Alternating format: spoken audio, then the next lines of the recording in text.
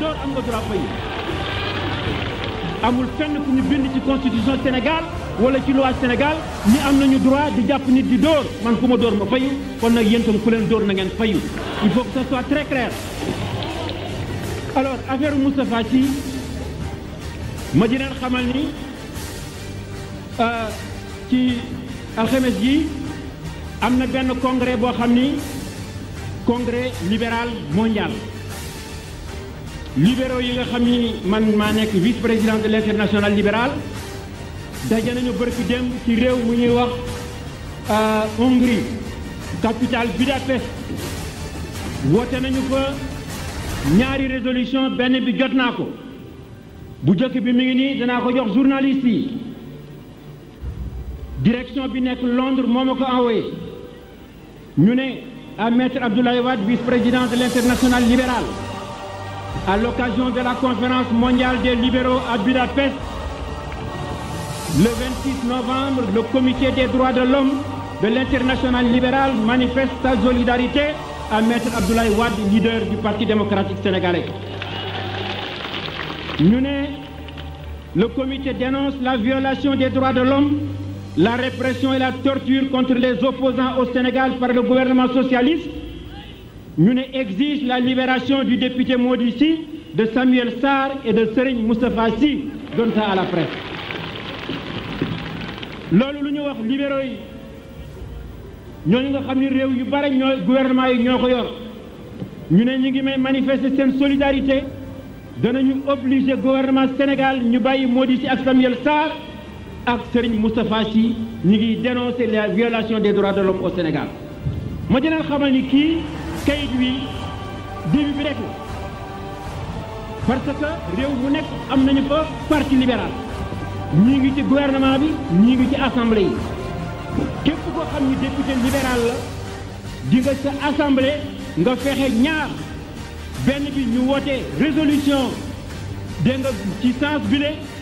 contre le gouvernement du Sénégal bi ci des ñu interpeller le ministre chargé de la coopération avec le Sénégal ni ko lu tax ngay coopérer ak gouvernement bu mel ne gouvernement du Sénégal nga xam ni c'est un gouvernement qui pourchasse les opposants et qui viole les droits de l'homme ñi nga xam ni nag ay libéraux lañu ci nekk ci gouvernement kooku waxi na ko ma xamale ni suñu combat bi fii te on l'a transporté sur le plan international mu am beneen affaire moo di dama bëgg tey ñu def benn déclaration Serigne Moustapha Sy prisonnier d'opinion waxuma prisonnier de prisonnier d'opinion ci littérature des défenseurs des droits de l'homme moo di koo xam ni kii da nga wax sa xalaat ñu jàpp la ci xaw xalaat wax sa xalaat alors ma xamal leen ni procureur li nga xam ni moom la reproché Moustapha Sy mu ne daf koy poursuivre sur la base de l'article 80 du code pénal article boobu dafa wax ni ceux qui sont coupables de manœuvres et actes de nature à compromettre la sécurité publique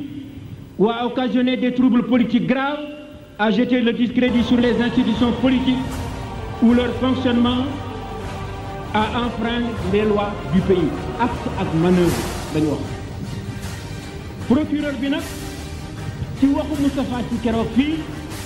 li mu ci retenir ni moom la yoon di tere loolu laa leen bëgg a wax bu leen defee ne li Moustapha Sy wax yépp loolu procureur waxu ko de li mu wax ci affaire u Babacar Seye ñu ne kooku beneen dossier la danañu ko topp waaye fii mu ne ñetti kàddu yi bi Moustapha Sy wax mi ngi nii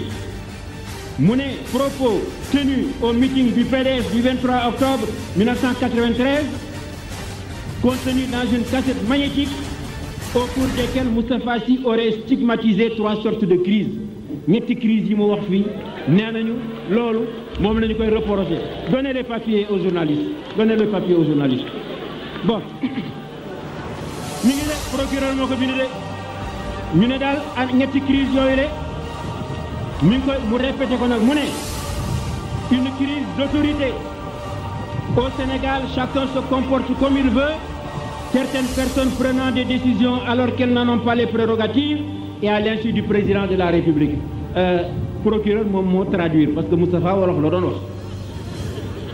mu ne Moustapha waxati na ni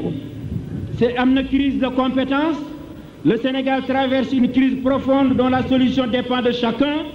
Ignorer Ablaye Wade et Cheikh Tidiane Sy relève de l'incompétence. ñu ne warul a wax loolu tasum réew la mu ne Moustapha Sy wax na it ni une crise de confiance au Sénégal. Il y a une crise de confiance. L'exemple en est donné par le refus du peuple du plan d'urgence. Voilà li ñuy reproché Moustapha Sy lii moo nekk ci dossier bi ma ne vraiment le ridicule ne tue pas. loolu ku fekkoonte ni procureur bindul woon des propos mu ne Moustapha Sy a tenu des propos alors que l'article 80 parle d'acte et de manœuvre. Acte ak manœuvre lu mu jot ak propos ay wax la ma ne li Moustapha Sy wax les propos retenus et cités par le procureur expriment une simple opinion de Moustapha Sy sur la crise sénégalaise actuelle. Il s'agit d'une analyse qui pourrait être faite par n'importe quel politologue dans une revue ou un professeur de sciences politiques dans un cours d'université. En somme, Abdou Diouf ne veut plus qu'on fasse des analyses politiques. Il verse dans le terrorisme intellectuel. Et pourtant, l'article 8 de la Constitution dit « Chacun a le droit d'exprimer et de diffuser librement ses opinions par la parole, la plume et l'image. » Donc Abdou Diouf est en train de violer la Constitution. C'est lui qui devait être poursuivi devant la haute cour pour violation de son serment et violation de la Constitution. Violation de l'article 8 de la Constitution. lii moo tax je demande aux associations, aux organisations de défense des droits de l'homme, aux partis politiques, aux élèves dans les classes, maîtres yi ngeen expliqué leen ko, aux étudiants dans les universités, à tous les démocrates de tous les pays, de déclarer Moustapha Sy prisonnier d'opinion du gouvernement du Sénégal. ngeen yónnee ñu les résolutions ñu publier ko. Je wax naa leen ni on va mener la bataille sur le plan mondial. réew bu nekk danañu ko fa porter et pour soutenir notre action ici sur le plan intérieur. ñaar ci la bëgg a terminer moo di parti démocratique sénégalais dafa décider samedi bii ñëw département bu nekk waxuma Dakar rek chaque département à partir de 2 heures nañu def manifestation dem ci préfet bi protester, exiger libération Moustapha Sy dans chaque département. bu kenn wax ni yëguma ko woon parce que jusqu'à présent ñi ngi def yëpp Dakar léegi dañu ko bëgg a décentraliser au niveau de chaque département. ñaareel bi dama leen wax ni meeting Moustapha Sy lañu ko jagale ma bëgg yéen ñëpp léegi ngeen ànd ak man ñu dox dem ci siège Moustarchidine en face ñu def une marche dem fa déposer fa résolution bi loolu moom laa bëgg ngeen def ko ma ne les forces de l'ordre xaw ma yéen a ngi may déglu leen ma pareeguma déglu leen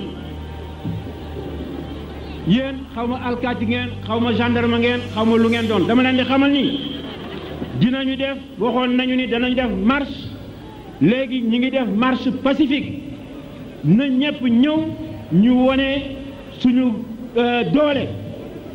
ma ne su fekkente ni attaqué ngeen ñu ak grenade lacrymogène yéen ñëpp ma jox leen rendez-vous devant le palais de la présidence ñu dem fa protester contre la violation des droits de l'homme. Wasalaam.